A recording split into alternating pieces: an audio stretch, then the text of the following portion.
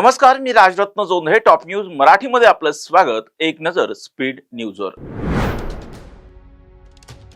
पंतप्रधान नरेंद्र मोदी आज पश्चिम बंगालच्या दौऱ्यावर. पश्चिम बंगाल निवडणुकीच्या पार्श्वभूमीवर कूच बिहारमध्ये घेणार जाहीर सभा. खासदार संजय राऊत घेणार शरद पवारांची भेट. भेटीदरम्यान बारामती राहुरी पोटनिवडणुकीसंदर्भात चर्चा होण्याची दाट शक्यता.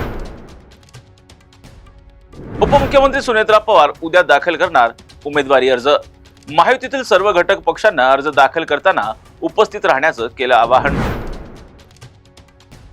बारामती पोटनिवडणुकीच्या मैदानात लक्ष्मण हाके उतरणार. सोमवारी लक्ष्मण हाके दाखल करणार उमेदवारी अर्ज. अभिजित बिचुकले यांनी दाखल केला बारामती विधानसभेच्या पोटनिवडणुकीसाठी उमेदवारी अर्ज. आतापर्यंत बिचुकलेसह 12 जणांनी दाखल केला उमेदवारी अर्ज. बारामतीची पोटनिवडणूक बिनविरोध व्हावी यासाठी आमचा प्रयत्न. राष्ट्रवादीचे प्रदेशाध्यक्ष सुनील तटकरे यांची प्रतिक्रिया. अपघाताचा फायनल अहवाल आल्यानंतरच बोलेन. VSR कंपनीच्या मालकाला अटक झालीच पाहिजे. जय अजित पवार यांची प्रतिक्रिया.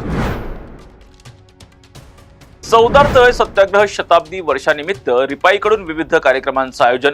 केंद्रीय मंत्री रामदास आठवले यांची पुण्यात घोषणा. पुण्यात बांधकाम वादातून नागरिकाला धमकी. राष्ट्रवादीचे नगरसेवक बाबूराव चांदेरे यांच्यावर गुन्हा दाखल. उद्योग व मराठी भाषा मंत्री उदय सामंत यांनी घेतली शरद पवारांची भेट. बारामती राहुरी पोटनिवडणुकीसंदर्भात चर्चा झाल्याची प्राथमिक माहिती. बारामतीची पोटनिवडणूक बिनविरोध करा. काँग्रेसनं समजूतदारपणाची भूमिका घ्यावी. विधान परिषद आमदार प्रवीण दरेकर यांचं आवाहन. खरात प्रकरणात हाती लागलेले पुरावे नावासह एक्सपोज करणार. सामाजिक कार्यकर्त्या अंजली दमाने यांचा इशारा. प्राजक्त तनपुरे यांच्या मी संपर्कात आहे. योग्य वेळी योग्य निर्णय घेणार. राहुरी पोटनिवडणुकीसंदर्भात खासदार निलेश लंके यांचं सूचक विधान. धर्मासाठी लढणाऱ्या लोकांनी बंदुकीचा परवाना घ्यावा. तेलंगणाचे भाजप आमदार टी राजा सिंग यांचं नांदेडच्या बिलोलीत विधान. पुण्याच्या विश्रांतवाडी परिसरात भीषण अपघात. अपघातात 4 जण जखमी झाल्याची प्राथमिक माहिती.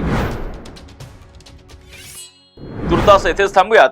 पाहत राहा टॉप न्यूज मराठी. आपला महाराष्ट्र, आपली बातमी.